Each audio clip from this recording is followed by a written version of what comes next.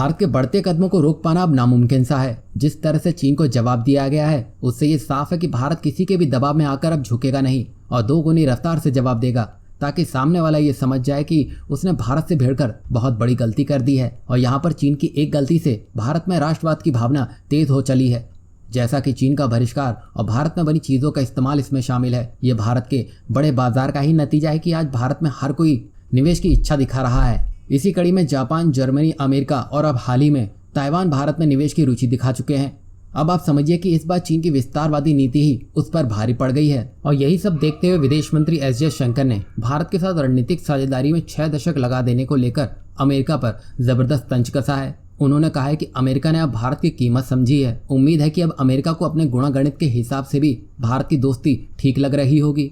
S Jaishankar ने इशारों में ये बात इंडियन ग्लोबल वीक 2020 में बातचीत के दौरान कही। स्वाभाविक है कि भारत अमेरिका के रिश्तों की मजबूती के हवाले से चीन को भी साफ संदेश मिल गया है। यानी कि विदेश मंत्री एस जयशंकर ने एक तीर से दो शिकार कर डाले हैं। एक तरफ अमेरिका पे तंज तो दूसरी तरफ चीन को चेतावनी। उन्होंने कई अन्य देशों संग भारत के बेहतरीन संबंधों का भी जिक्र किया।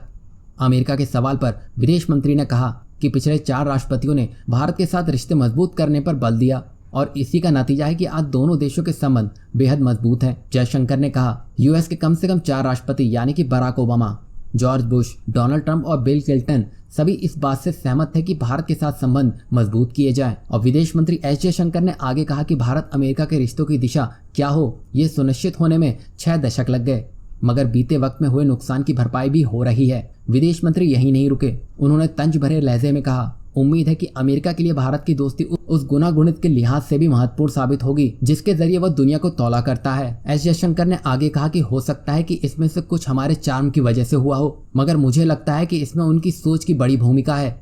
हमारे और अमेरिका के बीच बड़े गहरे राजनीतिक, रणनीतिक, सुरक्षा, तकनीक, डिफेंस और आर्थिक रिश्ते हैं। जयशंकर ने कहा कि कोरोना वायरस से पहले दुनिया ने जो ट्रेड देखा वो कोविड-19 के बाद की दुनिया में और तेजी से बढ़ सकता है। यहाँ तक कि कोरोना के जवाब में ही हमने पिछले 6 महीने में ही देख लिया है कि कई देश अब राष्ट्रवादी व्यवहार कर रहे हैं। यहाँ भारत ने ये साफ कर दिया है कि दोस्ती की राह में बढ़ता हुआ अमेरिका और दुश्मनी की राह पर चल पड़ा चीन, चाहे कोई भी हो, भारत जवाब सबको देगा।